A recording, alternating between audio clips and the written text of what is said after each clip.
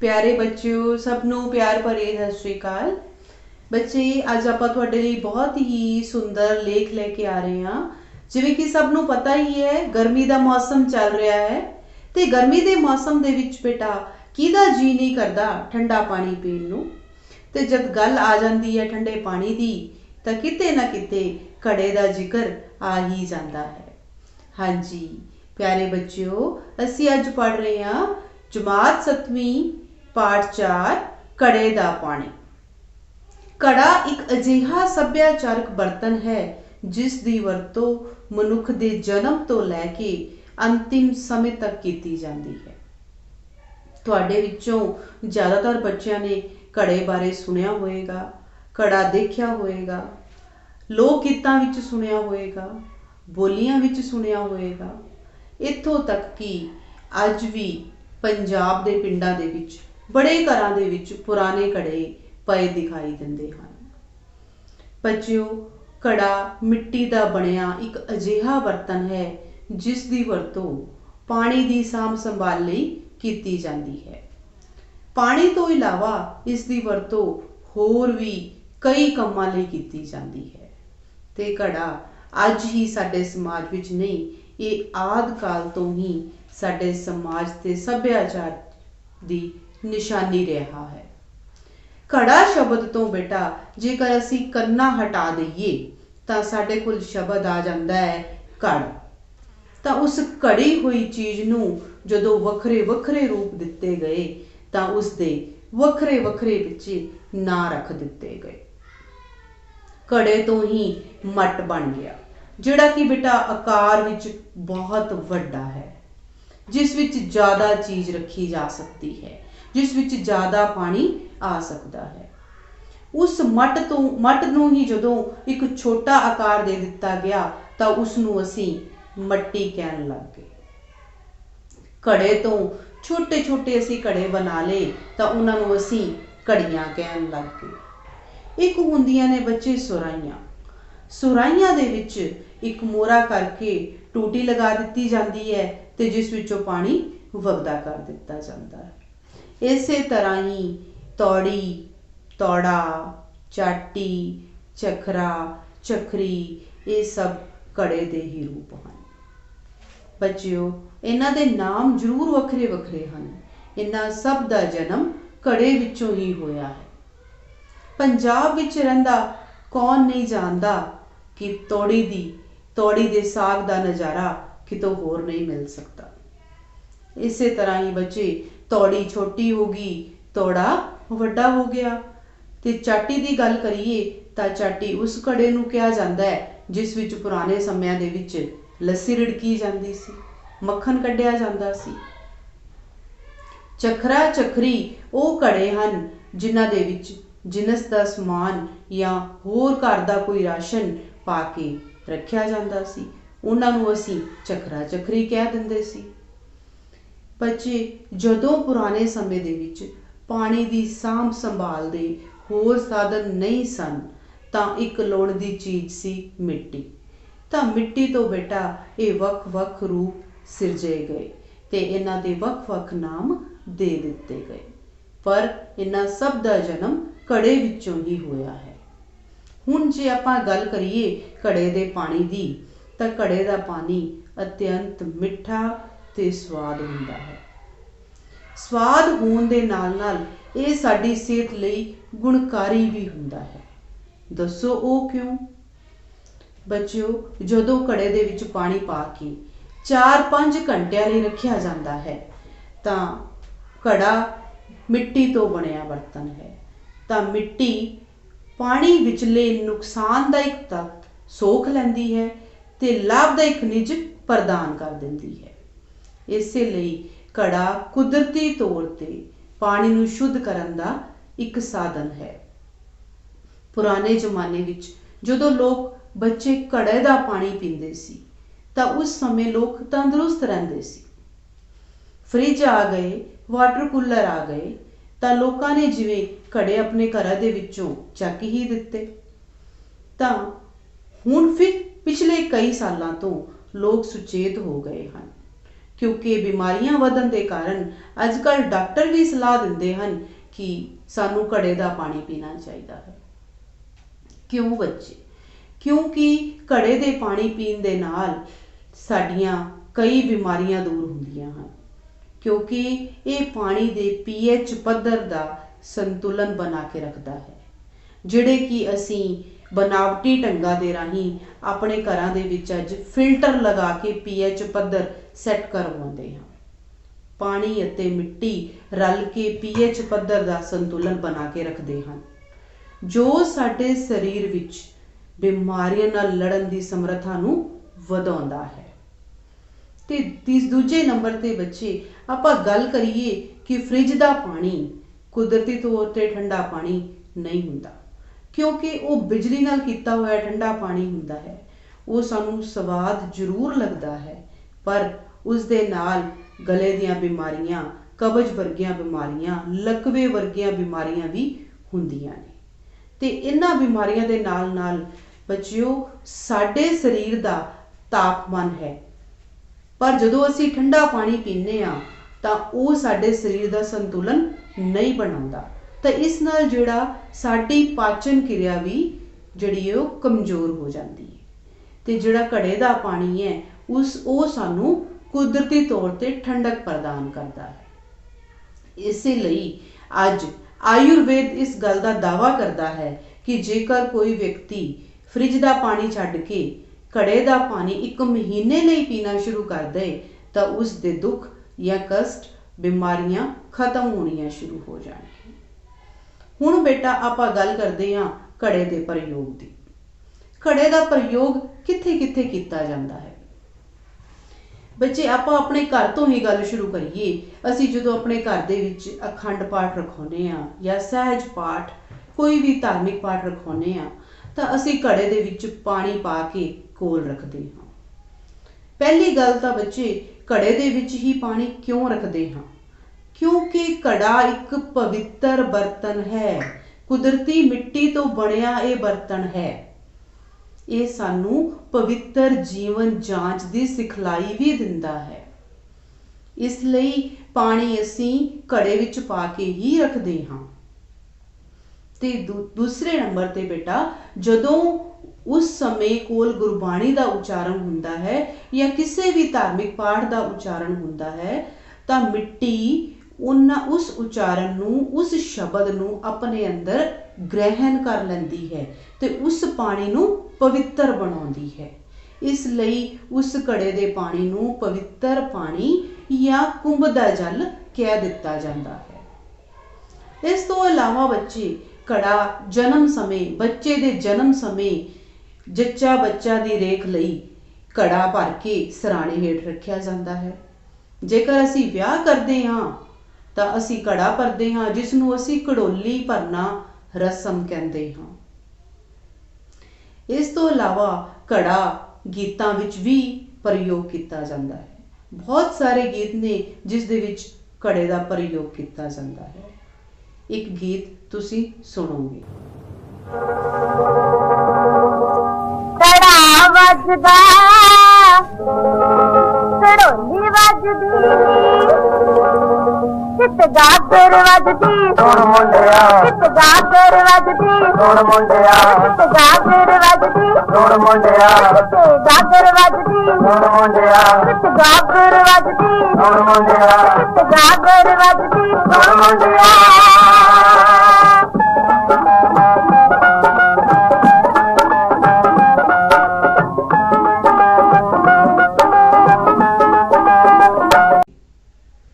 इस तो इलावा घड़ा बोलियां दे विच, घड़ा साजां दे विच प्रयोग किया जाता है। एक बोली तुहाडे सामने पेश है।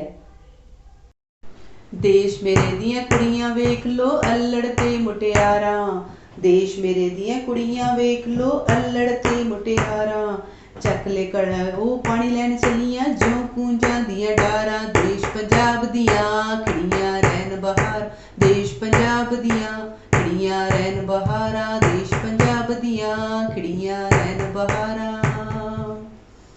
इसी तरह बेटा घड़ा शब्द ਵਰਤ ਕੇ ਹੋਰ ਬਹੁਤ ਸਾਰੀਆਂ ਸਾਡੇ ਸੱਭਿਆਚਾਰ ਦੇ ਵਿੱਚ, ਸਾਡੇ ਸਮਾਜ ਦੇ ਵਿੱਚ ਬੋਲੀਆਂ ਪ੍ਰਚਲਿਤ ਨੇ। ਜੇਕਰ ਆਪਾਂ ਸਾਜ਼ ਦੀ ਗੱਲ ਕਰੀਏ ਤਾਂ ਸਾਜ਼ ਵਜਾਉਣ ਲਈ ਵੀ ਬੱਚਿਓ ਘੜੇ ਦਾ ਪ੍ਰਯੋਗ ਕੀਤਾ ਜਾਂਦਾ ਹੈ। ਜਿਸ ਸਮੇਂ ਵਜੰਤਰੀ ਹੱਥ ਵਿੱਚ ਮੁੰਦਰਾ ਛੱਲਾ ਪਾ ਕੇ ਘੜੇ ਤੇ ਵੱਖ-ਵੱਖ ਸਾਜ਼ ਕੱਢਦਾ ਹੈ ਤੇ ਬਾਕੀ ਸਾਜ਼ਾਂ ਦੇ ਨਾਲ ਉਸ ਦਾ ਦ੍ਰਿਸ਼ ਬੜਾ ਹੀ ਖੂਬਸੂਰਤ ਬਣ ਜਾਂਦਾ ਹੈ। ਜਿਸ ਸਮੇਂ ਮਟਿਆਰਾਂ ਗਿੱਧੇ ਵਿੱਚ ਨੱਚਦੀਆਂ ਹਨ, ਬੋਲੀਆਂ ਪਾਉਂਦੀਆਂ ਹਨ, ਤਾਂ ਉਸ ਸਮੇਂ ਵੀ ਉਹ ਘੜਾ ਚੱਕ ਕੇ ਨੱਚਦੀਆਂ ਹਨ, ਕਿਉਂਕਿ ਘੜਾ ਸਾਡੇ ਸੱਭਿਆਚਾਰ ਦੀ ਨਿਸ਼ਾਨੀ ਹੈ। ਕਹਾਵਤਾਂ ਦੇ ਵਿੱਚ ਵੀ ਘੜੇ ਦਾ ਆਮ ਪ੍ਰਯੋਗ ਕੀਤਾ ਜਾਂਦਾ ਹੈ। ਇੱਕ ਕਹਾਵਤ ਬੜੀ ਪ੍ਰਸਿੱਧ ਹੈ, ਘੜੇ ਨੂੰ ਹੱਥ ਲਾਇਆ ਸਾਰਾ ਟੱਬਰ ਧਿਆਇਆ। ਇਹ ਬੇਟਾ ਉਸ ਸਮੇਂ ਵਰਤੀ ਜਾਂਦੀ ਹੈ ਜਦੋਂ ਇੱਕ ਬੰਦਾ ਘੜੇ ਦੇ ਵਿੱਚੋਂ ਪਾਣੀ ਗਲਾਸ ਚੱਕ ਕੇ ਤੇ ਪਾਣੀ ਪੀਣ ਲੱਗੇ ਤੇ ਕੋਲੋਂ ਘਰ ਦਾ ਕੋਈ ਹੋਰ ਦੂਸਰਾ ਬੰਦਾ ਕਹਿ ਦੇ ਕਿ ਮੈਨੂੰ ਵੀ ਇੱਕ ਗਲਾਸ ਪਾਣੀ ਦੇ ਦੀ। ਉਹਨੂੰ ਵੇਖ ਕੇ ਕੋਈ ਤੀਸਰਾ ਵੀ ਕਹਿ ਦੇਵੇ ਕਿ ਮੈਨੂੰ ਵੀ ਇੱਕ ਗਲਾਸ ਪਾਣੀ ਦੇ ਦੀ, ਤਾਂ ਵਰਤਿਆ ਜਾਂਦਾ ਹੈ ਘੜੇ ਨੂੰ ਹੱਥ ਲਾਇਆ ਸਾਰਾ ਟੱਬਰ ਧਿਆਇਆ। ਇਸ ਤੋਂ ਇਲਾਵਾ ਬੇਟਾ ਇੱਕ ਹੋਰ ਕਹਾਵਤ ਜਿਹੜੀ ਕਿ ਪੁਰਾਣੇ ਸਮਿਆਂ ਵਿੱਚ ਬਹੁਤ ਪ੍ਰਸਿੱਧ ਸੀ, ਚੁੱਲ੍ਹੇ ਅੱਗ ਨਾ ਘੜੇ ਵਿੱਚ ਪਾਣੀ। ਇਹ ਬੇਟਾ ਉਸ ਸਮੇਂ ਜਿਸ ਘਰ ਦੇ ਵਿੱਚ ਘੜਾ ਨਹੀਂ ਹੁੰਦਾ ਸੀ ਉਸ ਘਰ ਨੂੰ ਖੁਸ਼ਹਾਲ ਨਹੀਂ ਮੰਨਿਆ ਜਾਂਦਾ ਸੀ। ਘਰ ਦੇ ਵਿੱਚ ਘੜਾ ਹੋਣਾ ਹੱਸਦੇ ਵਸਦੇ ਘਰ ਦੀ ਨਿਸ਼ਾਨੀ ਮੰਨਿਆ ਜਾਂਦਾ ਸੀ ਕਿ ਜਿਸ ਘਰ ਵਿੱਚ ਘੜਾ ਨਹੀਂ, ਇਸ ਦਾ ਭਾਵ ਹੈ ਕਿ ਉਹ ਘਰ ਖੁਸ਼ਹਾਲ ਨੇ। ਪਰ ਜਿਉਂ-ਜਿਉਂ ਅਸੀਂ ਆਧੁਨਿਕ ਹੋ ਰਹੇ ਹਾਂ, ਅਸੀਂ ਆਪਣੇ ਘਰਾਂ ਦੇ ਵਿੱਚ ਘੜੇ ਨਹੀਂ ਰੱਖੇ ਹੋਏ, ਅਸੀਂ ਕੁਦਰਤ ਤੋਂ ਦੂਰ ਹੋ ਰਹੇ ਹਾਂ। ਜਿਵੇਂ-ਜਿਵੇਂ ਅਸੀਂ ਕੁਦਰਤ ਤੋਂ ਦੂਰ ਹੋ ਰਹੇ ਹਾਂ, ਉਵੇਂ-ਉਵੇਂ ਅਸੀਂ ਬਿਮਾਰੀਆਂ ਨੂੰ ਸਹੇੜ ਰਹੇ ਹਾਂ। ਤੇ ਜੇ ਅਸੀਂ ਗੱਲ ਕਰੀਏ ਘੜੇ ਦੇ ਪ੍ਰਯੋਗ ਦੀ, ਤੇ ਘੜਾ ਅੰਤਿਮ ਯਾਤਰਾ ਸਮੇਂ ਵੀ ਮਨੁੱਖ ਦਾ ਸਾਥ ਨਿਭਾਉਂਦਾ ਹੈ। ਕਿਹਾ ਜਾਂਦਾ ਹੈ ਕਿ ਮਨੁੱਖ ਦੀ ਮੌਤ ਹੋ ਜਾਂਦੀ ਹੈ ਤਾਂ ਉਸ ਦੇ ਸਿਰਹਾਣੇ ਪਾਣੀ ਦਾ ਘੜਾ ਭਰ ਕੇ ਰੱਖ ਦਿੱਤਾ ਜਾਂਦਾ ਹੈ। ਅੰਤਿਮ ਸੰਸਕਾਰ ਤੇ ਲਿਜਾਣ ਤੋਂ ਪਹਿਲਾਂ ਘੜਾ ਭਰ ਕੇ ਮ੍ਰਿਤਕ ਦੇ ਨਾਲ ਲੈ ਕੇ ਜਾਇਆ ਜਾਂਦਾ ਹੈ ਤੇ ਅੰਤਿਮ ਸੰਸਕਾਰ ਤੋਂ ਪਹਿਲਾਂ ਉਸ ਘੜੇ ਨੂੰ ਭੰਨ ਕੇ ਪਾਣੀ ਡੋਲ ਦਿੱਤਾ ਜਾਂਦਾ ਹੈ। ਜਿਹੜੀ ਰਸਮ ਸਾਡੇ ਸਮਾਜ ਵਿੱਚ ਘੜਾ ਭੰਨ ਨਾਂ ਦੇ ਰਸਮ ਨਾਲ ਪ੍ਰਚਲਿਤ ਹੈ। ਇਸ ਤੋਂ ਭਾਵ ਹੈ ਬੇਟਾ ਮਨੁੱਖ ਘੜੇ ਦੀ ਨਿਆਈ ਹੈ। ਦੋਨਾਂ ਦੀ ਜਾਤ ਇੱਕੋ ਹੈ। ਦੋਨਾਂ ਦਾ ਜਨਮ ਮਿੱਟੀ ਵਿੱਚੋਂ ਹੋਇਆ ਹੈ। ਮਨੁੱਖ ਦਾ ਜਨਮ ਮਿੱਟੀ ਵਿੱਚ ਹੋਇਆ ਹੈ। ਮਿੱਟੀ ਵਿੱਚ ਉਹ ਖੇਡਦਾ ਹੈ, ਮਿੱਟੀ ਵਿੱਚ ਵਿਕਸਦਾ ਹੈ ਤੇ ਮਿੱਟੀ ਵਿੱਚ ਹੀ ਸਮਾ ਜਾਂਦਾ ਹੈ। ਤੇ ਇਹ ਗੁਣ ਘੜੇ ਵਿੱਚ ਵੀ ਸਮਾਏ ਹੋਏ ਹਨ। ਇੱਥੋਂ ਤੱਕ ਕਿ ਬੱਚੇ ਪੁਰਾਣੇ ਜ਼ਮਾਨੇ ਦੇ ਵਿੱਚ ਜਦੋਂ ਆਵਾਜਾਈ ਦੇ ਸਾਧਨ ਨਹੀਂ ਸਨ ਤਾਂ ਮਨੁੱਖ ਨੂੰ ਇੱਕ ਥਾਂ ਤੋਂ ਦੂਜੀ ਥਾਂ ਜਾਣ ਲਈ ਕਈ ਮੀਲਾਂ ਦੀ ਫਾਸਲਾ ਤੈਅ ਕਰਨਾ ਪੈਂਦਾ ਸੀ। ਤਾਂ ਉਸ ਸਮੇਂ ਦੇ ਕੁਝ ਪਰਉਪਕਾਰੀ ਲੋਕਾਂ ਵੱਲੋਂ ਜਾਂ ਕੁਝ ਰਾਜਿਆਂ ਵੱਲੋਂ ਕੋਈ ਛਾਂਦਾਰ ਥਾਂ ਦੇਖ ਕੇ, ਕੋਈ ਚੰਗੀ ਜਿਹੀ ਥਾਂ ਦੇਖ ਕੇ ਪਿਆਊ ਲਗਵਾਏ ਜਾਂਦੇ ਸਨ। ਪਿਆਊ ਕੀ ਹੁੰਦੇ ਹਨ ਬੇਟਾ? ਇੱਕ ਥਾਂ ਤੇ ਰੇਤ ਰੱਖ ਕੇ ਰੇਤ ਤੇ ਪਾਣੀ ਪਾ ਕੇ ਤਾਂ ਕਿ ਰੇਤ ਠੰਡੀ ਰਹੇ, ਉਸ ਉੱਪਰ ਕੋਈ 5, 7, 10 ਘੜੇ ਰਖਵਾ ਦਿੱਤੇ ਜਾਂਦੇ ਸਨ ਤਾਂ ਜੋ ਆਉਂਦੇ ਜਾਂਦੇ ਰਾਹੀਂ ਆਪਣੀ ਪਿਆਸ ਬੁਝਾਉਣ। ਤੇ ਆਉਂਦੇ ਜਾਂਦੇ ਰਾਹੀਂ ਇੱਕ ਤਾਂ ਆਪਣੀ ਪਿਆਸ ਬੁਝਾਉਂਦੇ ਤੇ ਦੂਸਰਾ ਪਿਆਓ ਲਗਵਾਉਣ ਵਾਲਿਆਂ ਨੂੰ ਦੁਆਵਾਂ ਦਿਆ ਕਰਦੇ ਸਨ। ਤੇ ਆਪਣੀ ਪਾਠ ਪੁਸਤਕ ਦੇ ਵਿੱਚ ਬੇਟਾ ਇੱਕ ਗੱਲ ਹੋਰ ਵੀ ਹੈ ਕਿ ਮੰਡੀ ਗੋਬਿੰਦਗੜ੍ਹ ਦਾ ਪਾਣੀ ਬਹੁਤ ਮਿੱਠਾ ਹੋਣ ਕਰਕੇ ਮਸ਼ਹੂਰ ਹੈ। ਕਿਹਾ ਜਾਂਦਾ ਹੈ ਕਿ ਨਾਭੇ ਦਾ ਰਾਜਾ ਜਿਹੜਾ ਸੀ ਉਹ ਮੰਡੀ ਗੋਬਿੰਦਗੜ੍ਹ ਤੋਂ ਬੱਚੇ ਹਰ ਰੋਜ਼ 2 ਘੜੇ ਪਾਣੀ ਦੇ ਮੰਗਵਾਇਆ ਕਰਦਾ ਸੀ। ਮੰਡੀ ਗੋਬਿੰਦਗੜ੍ਹ ਨਾਭੇ ਤੋਂ 24 ਮੀਲ ਦੀ ਦੂਰੀ ਤੇ ਹੈ। ਇੱਕ ਤਾਂ ਇਹ ਗੱਲ ਹੈ ਕਿ ਘੜੇ ਦੇ ਪਾਣੀ ਪੀਣ ਦੀ ਪ੍ਰਥਾ ਪ੍ਰਚਲਿਤ ਸੀ। ਦੂਜੀ ਗੱਲ ਇਹ ਹੈ ਬੇਟਾ ਕਿ ਮੰਡੀ ਗੋਬਿੰਦਗੜ੍ਹ ਦੇ ਵਿੱਚ ਨਹਿਰ ਵਗਦੀ ਸੀ ਤੇ ਜਿੰਨੇ ਵੀ ਨਹਿਰਾਂ ਦੇ ਉੱਪਰ ਨਲਕੇ ਨੇ ਉਹਨਾਂ ਦਾ ਪਾਣੀ ਅਤਿਅੰਤ ਠੰਡਾ ਤੇ ਸਵਾਦ ਹੁੰਦਾ ਹੈ। ਪਰ ਅੱਜ ਸਾਡੇ ਘਰਾਂ ਦੇ ਵਿੱਚ ਟੂਟੀਆਂ ਲੱਗ ਗਈਆਂ ਹਨ, ਨਲਕੇ ਲੱਗ ਗਏ ਹਨ, ਸਬਮਰਸੀਬਲ ਲੱਗ ਗਏ ਹਨ। ਪਰ ਪੁਰਾਣੇ ਜ਼ਮਾਨੇ ਦੇ ਵਿੱਚ ਪਿਛਲੇ ਕੁਝ ਸਮੇਂ ਤੋਂ ਕੀ ਹੁੰਦਾ ਸੀ ਕਿ ਔਰਤਾਂ ਨੂੰ ਖੂਹਾਂ ਤੋਂ ਪਾਣੀ ਲੈਣ ਜਾਇਆ ਕਰਦਾ ਸੀ।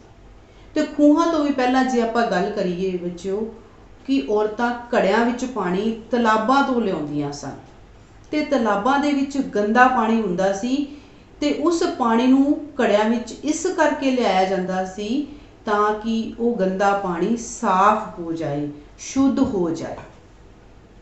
ਫਿਰ ਹੌਲੀ ਹੌਲੀ ਜਿਵੇਂ ਜਿਵੇਂ ਖੂਹ ਲੱਗ ਗਏ ਤਾਂ ਫਿਰ ਉਸ ਤੋਂ ਬਾਅਦ ਘੜਿਆਂ ਵਿੱਚ ਪਾਣੀ ਲਿਆਉਣ ਦੀ ਪਿਰਤ ਪੈ ਗਈ। ਪਰ ਦੇਖਿਆ ਜਾਏ ਤਾਂ ਘੜੇ ਦੀ ਵਰਤੋਂ ਪਾਣੀ ਨੂੰ ਸ਼ੁੱਧ ਕਰਨ ਲਈ ਹੀ ਸ਼ੁਰੂਆਤ ਹੋਈ ਸੀ। ਤਾਂ ਫਿਰ ਔਰਤਾਂ ਇੱਕ ਘੜਾ ਨਹੀਂ, ਆਪਣੇ ਸਿਰ ਤੇ ਬੱਚਿਓ 4-5 ਘੜੇ ਸਿਰ ਤੇ ਰੱਖ ਕੇ ਤੇ 2-2 ਘੜੇ ਹੱਥਾਂ ਦੇ ਵਿੱਚ ਫੜ ਕੇ ਪਾਣੀ ਭਰ ਕੇ ਲਿਆਉਂਦੀਆਂ ਸਨ। ਕਿਹਾ ਜਾਂਦਾ ਹੈ ਕਿ ਉਸ ਸਮੇਂ ਇੱਕ ਔਰਤ 70-80 ਕਿਲੋ ਭਾਰ ਇੱਕ ਸਮੇਂ ਦੇ ਵਿੱਚ ਲੈ ਕੇ ਆਇਆ ਕਰਦੀ ਸੀ। ਤੇ ਵਿਆਹੀਆਂ ਔਰਤਾਂ ਤਾਂ ਬੜੇ ਸ਼ੌਂਕ ਦੇ ਨਾਲ ਬੇਟਾ ਸੂਫ ਦੇ ਘੱਗਰੇ ਪਾ ਕੇ ਇੱਕ ਦੂਜੀ ਤੋਂ ਵੱਧ ਘੜੇ ਚੱਕਦੀਆਂ ਤੇ ਇੱਕ ਦੂਜੀ ਨਾਲ ਵਿਦ ਕੇ ਮੁਕਾਬਲਾ ਕਰਦੀਆਂ ਸਨ। ਤੇ ਜਿਹੜੇ ਕੁਝ ਲੋਕ ਸਨ ਜਿਹੜੇ ਆਪਣੇ ਆਪ ਨੂੰ ਸਰਦੇ ਪੁੱਜਦੇ ਸਮਝਦੇ ਸਨ ਜਾਂ ਅਮੀਰ ਸਨ, ਉਹ ਲੋਕ ਵਹਿੰਗੀ ਵਿੱਚ ਘੜੇ ਰੱਖ ਕੇ ਲਿਆਇਆ ਕਰਦੇ ਸਨ। ਜੇ ਹੁਣ ਆਪਾਂ ਗੱਲ ਕਰੀਏ ਮਨੁੱਖੀ ਸਰੀਰ ਦੀ, ਮਨੁੱਖੀ ਸਰੀਰ ਤੇ ਘੜੇ ਦਾ ਬੱਚਿਓ ਬਹੁਤ ਗਹਿਰਾ ਸੰਬੰਧ ਹੈ, ਕਿਉਂਕਿ ਜਿਹੜਾ ਮਨੁੱਖੀ ਸਰੀਰ ਹੈ ਇਹ ਵੀ 5 ਤੱਤਾਂ ਤੋਂ ਮਿਲ ਕੇ ਬਣਿਆ। ਹਵਾ, ਪਾਣੀ, ਮਿੱਟੀ, ਅਗਨੀ, ਆਕਾਸ਼। ਤੇ ਇਸੇ ਤਰ੍ਹਾਂ ਹੀ ਬੇਟਾ ਘੜੇ ਦੇ ਵਿੱਚ ਵੀ ਇਹ 5 ਤੱਤ ਸਮਾਏ ਹੋਏ ਹਨ। ਦੱਸੋ ਕਿਵੇਂ? ਉਹ ਇਹ ਬੇਟਾ ਕਿ ਸਭ ਤੋਂ ਪਹਿਲਾਂ ਘੁਮਿਆਰ ਮਿੱਟੀ ਕੁੱਟਦਾ ਹੈ, ਫਿਰ ਉਸ ਵਿੱਚ ਪਾਣੀ ਪਾਉਂਦਾ ਹੈ, ਫਿਰ ਉਸ ਨੂੰ ਗੁੰਨਦਾ ਹੈ ਤੇ ਗੁੰਨ ਕੇ ਫਿਰ ਚੱਕ ਤੇ ਰੱਖ ਕੇ ਉਸ ਨੂੰ ਮਿੱਠੀ ਹਵਾ ਦੇ ਵਿੱਚ ਜਾਨ ਪਾਉਂਦਾ ਹੈ, ਉਸ ਨੂੰ ਰੂਪ ਦਿੰਦਾ ਹੈ। ਤਾਂ ਉਸ ਤੋਂ ਬਾਅਦ ਅਗਨੀ ਤੇ ਉਸ ਨੂੰ ਪਕਾਉਂਦਾ ਹੈ ਤੇ ਘੜਾ ਫਿਰ ਬਣ ਕੇ ਤਿਆਰ ਹੁੰਦਾ। ਇਸੇ ਤਰ੍ਹਾਂ ਹੀ ਇਹ 5 ਤੱਤ ਮਨੁੱਖੀ ਸਰੀਰ ਵਿੱਚ ਸਮਾਏ ਹੋਏ ਹਨ। ਇਸ ਲਈ ਕਿਹਾ ਜਾਂਦਾ ਹੈ ਕਿ ਘੜੇ ਦਾ ਪਾਣੀ ਮਨੁੱਖੀ ਸਰੀਰ ਲਈ ਅਤਿਅੰਤ ਗੁਣਕਾਰੀ ਹੈ। ਅੱਜ ਸਮੇਂ ਦੇ ਗੇੜ ਤੇ ਸਮੇਂ ਦੀਆਂ ਲੋੜਾਂ ਕਾਰਨ ਅਸੀਂ ਆਪਣੀ ਰਸੋਈ ਵਿੱਚ ਮਿੱਟੀ ਦੇ ਭਾਂਡੇ ਚੱਕ ਕੇ ਕਈ ਤਰ੍ਹਾਂ ਦੇ ਬਰਤਨ, ਸਟੀਲ, ਕਾਂਸਾ, ਤਾਂਬਾ, ਨੌਨ ਸਟਿਕ ਤੇ ਕਈ ਰੰਗ ਬਿਰੰਗੇ ਪਲਾਸਟਿਕ ਦੇ ਭਾਂਡੇ ਰੱਖ ਲਏ ਹਨ। ਪਰ ਘੜਾ ਇਹਨਾਂ ਸਭ ਤੋਂ ਜ਼ਿਆਦਾ ਇੱਕ ਮਹੱਤਵਪੂਰਨ ਬਰਤਨ ਹੈ। ਘੜਾ ਨਾ ਇੱਕ ਵਸਤੂ ਰਹਿ ਕੇ ਆਪਣੇ ਕਾਇਆ ਕਾਰਨ, ਆਪਣੇ ਵਜੂਦ ਕਾਰਨ, ਆਪਣੇ ਗੁਣਾਂ ਕਾਰਨ ਡੂੰਘੇ ਅਰਥ ਗ੍ਰਹਿਣ ਕਰਦਾ ਹੈ। ਅੱਜ ਵੀ ਮਿੱਟੀ ਦੇ ਭਾਂਡੇ ਵਿੱਚ ਬਣਾਇਆ ਗਿਆ ਦਹੀਂ ਗੁਣਾਂ ਦੇ ਹਿਸਾਬ ਤੇ ਕਈ ਗੁਣਾ ਬਿਹਤਰ ਮੰਨਿਆ ਜਾਂਦਾ ਹੈ। ਘੜਾ ਮਨੁੱਖ ਵੱਲੋਂ ਸਿਰਜੀ ਗਈ ਇੱਕ ਮਹੱਤਵਪੂਰਨ ਵਸਤੂ ਹੈ ਤੇ ਘੜੇ ਦੀ ਸਿਰਜਣਾ ਮਨੁੱਖ ਦੀਆਂ ਬੁਨਿਆਦੀ ਲੋੜਾਂ ਵਿੱਚੋਂ ਅਹਿਮ ਲੋੜ ਦੀ ਪੂਰਤੀ ਲਈ ਹੋਈ ਹੈ। ਬੇਸ਼ੱਕ ਅੱਜ ਘੜਾ ਤੇ ਘੜੇ ਦਾ ਪਾਣੀ ਸਾਡੇ ਸੱਭਿਆਚਾਰ, ਸਾਡੇ ਸਮਾਜ ਦੇ ਕੁਝ ਹਿੱਸੇ ਤੇ ਜੀਵਨ ਵਿੱਚ ਨਹੀਂ ਰਿਹਾ, ਪਰ ਫਿਰ ਵੀ ਘੜਾ ਸਾਡੇ ਸਮਾਜ, ਸਾਡੇ ਸੱਭਿਆਚਾਰ ਦੇ ਚੇਤਿਆਂ ਵਿੱਚ ਹਮੇਸ਼ਾ ਰਿਹਾ ਹੈ ਤੇ ਰਹੇਗਾ। ਹੁਣ ਬੱਚਿਓ ਅਸੀਂ ਕਰਾਂਗੇ ਇਸ ਪਾਠ ਦੇ ਪ੍ਰਸ਼ਨ। ਘੜੇ ਦੇ ਹੋਰ ਰੂਪ ਕਿਹੜੇ-ਕਿਹੜੇ ਹਨ?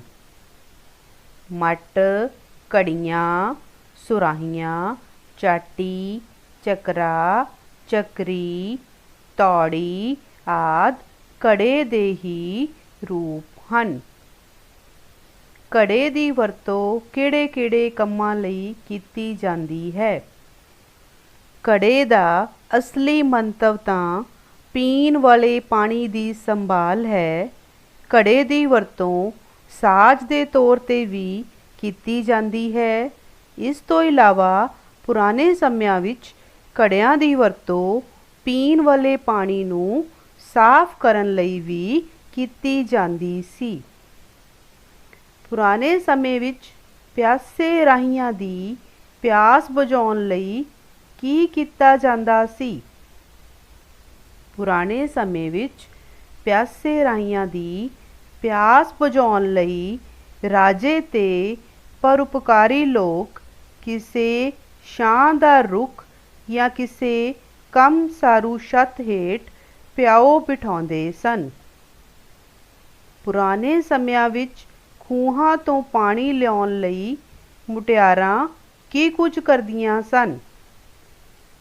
ਪੁਰਾਣੇ ਸਮਿਆਂ ਵਿੱਚ ਮੁਟਿਆਰਾਂ ਵੱਧ ਤੋਂ ਵੱਧ ਘੜੇ ਸਿਰਾਂ 'ਤੇ ਪਾਣੀ ਭਰ ਕੇ ਚੁੱਕਦੀਆਂ, ਇੱਕ ਦੂਜੀ ਨਾਲ ਮੁਕਾਬਲੇ ਕਰਦੀਆਂ। ਉਹ ਆਮ ਤੌਰ 'ਤੇ ਦੋ ਘੜੇ ਸਿਰਾਂ 'ਤੇ ਇੱਕ ਘੜਾ ਬੱਚੇ ਨੂੰ ਕੁੱਛੜ ਚੁੱਕਣ ਵਾਂਗ ਢਾਕ 'ਤੇ ਰੱਖ ਕੇ ਅਟਖੇਲੀਆਂ ਕਰਦੀਆਂ ਜਾਂਦੀਆਂ ਸਨ। ਅਜੋਕੇ ਸਮੇਂ ਵਿੱਚ ਘੜਾ ਕਿੰਨਾ ਕੁ ਮਹੱਤਵਪੂਰਨ ਹੈ? ਅਜੋਕੇ ਸਮੇਂ ਵਿੱਚ ਘੜਾ ਪਿੰਡਾਂ ਵਿੱਚ ਤਾਂ ਆਮ ਹੀ ਮਿਲ ਜਾਂਦਾ ਹੈ, ਪਰ ਜਿਨ੍ਹਾਂ ਘਰਾਂ ਵਿੱਚ ਫਰਿੱਜ ਆ ਗਏ ਹਨ ਉੱਥੇ ਘੜੇ ਦਾ ਪਾਣੀ ਪੀਣ ਦਾ ਰਿਵਾਜ ਘਟ ਗਿਆ ਹੈ। ਸ਼ਹਿਰਾਂ ਵਿੱਚੋਂ ਤਾਂ ਘੜੇ ਜਿਵੇਂ ਗਾਇਬ ਹੀ ਹੋ ਗਏ ਹਨ। ਮਨੁੱਖੀ ਸਰੀਰ 5 ਤੱਤਾਂ ਤੋਂ ਬਣਿਆ ਹੈ। ਇਹ ਤੱਤ ਘੜੇ ਵਿੱਚ ਕਿਵੇਂ ਸਮਾਏ ਹੋਏ ਹਨ? ਮਨੁੱਖੀ ਸਰੀਰ 5 ਤੱਤਾਂ ਮਿੱਟੀ, ਹਵਾ, ਪਾਣੀ, ਅਗਨੀ ਤੇ ਆਕਾਸ਼ ਤੋਂ ਬਣਿਆ ਹੈ। ਘੜੇ ਦੇ ਪਾਣੀ ਵਿੱਚ ਇਹ ਤੱਤ ਸੁਭਾਵਿਕ ਰੂਪ ਵਿੱਚ ਇੱਕ-ਮਿਕ ਹੋਏ ਮਿਲਦੇ ਹਨ। ਘੜੇ ਦਾ ਤਾਂ ਜਨਮ ਮਿੱਟੀ ਵਿੱਚੋਂ ਹੀ ਹੁੰਦਾ ਹੈ। ਪਾਣੀ ਨਾਲ ਮਿੱਟੀ ਗੁੰਨ ਕੇ ਖੁੱਲ੍ਹੇ ਆਕਾਸ਼ ਹੇਠ ਚੱਕ ਉੱਤੇ ਪਾਉਣ ਦੇ ਮਿੱਠੇ ਹਿਲੋਰਿਆਂ ਨਾਲ ਕਾਰੀਗਰ ਮਿੱਟੀ ਵਿੱਚ ਜਾਨ ਪਾਉਂਦਾ ਹੈ ਤੇ ਅਗਨੀ ਘੜੇ ਨੂੰ ਪਕਾਉਂਦੀ ਹੈ। ਪੜ੍ਹੋ, ਸਮਝੋ ਤੇ ਲਿਖੋ। ਚੰਗਾ, ਬੁਰਾ। ਇਹ ਬੱਚਿਓ ਵਿਰੋਧੀ ਸ਼ਬਦ ਹਨ। ਹੁਣ ਅਸੀਂ ਹੇਠਾਂ ਦਿੱਤੇ ਸਾਰੇ ਸ਼ਬਦਾਂ ਦੇ ਵਿਰੋਧੀ ਸ਼ਬਦ ਲਿਖਾਂਗੇ। ਖੁਸ਼ੀ, ਗਮੀ, ਸਾਫ਼, ਗੰਦਾ, ਅੰਮ੍ਰਿਤ, ਜ਼ਹਿਰ, ਠੰਡਾ, ਗਰਮ, ਮਿੱਠਾ, ਕੌੜਾ, ਵਿਆਹਿਆ, ਕੁਆਰਾ, ਰਾਤ, ਦਿਨ, ਸਵੇਰੇ, ਸ਼ਾਮ, ਸਰਦੀ, ਗਰਮੀ। ਹੇਠਾਂ ਦਿੱਤੇ ਸ਼ਬਦਾਂ ਨੂੰ ਵਾਕਾਂ ਵਿੱਚ ਵਰਤੋ। ਇਤਰਾਜ਼, ਉਸ ਨੂੰ ਮੇਰੀ ਗੱਲ ਨਾਲ ਕੋਈ ਇਤਰਾਜ਼ ਨਹੀਂ ਹੈ। ਸਮਾਗਮ, ਸਾਡੇ ਸਕੂਲ ਵਿੱਚ ਹਰ ਸਾਲ ਸਾਲਾਨਾ ਸਮਾਗਮ ਹੁੰਦਾ ਹੈ। ਪਰੰਪਰਾ, ਕੁੰਭ ਦੇ ਜਲ ਨੂੰ ਪਵਿੱਤਰ ਜਲ ਸਮਝ ਕੇ ਪੀਣ ਦੀ ਪਰੰਪਰਾ ਅੱਜ ਵੀ ਜਾਰੀ ਹੈ। ਪਰਉਪਕਾਰੀ ਲੋਕ ਪੁਰਾਣੇ ਸਮਿਆਂ ਵਿੱਚ ਥਾਂ-ਥਾਂ ਪਿਆਓ ਲਗਵਾਉਂਦੇ ਸਨ।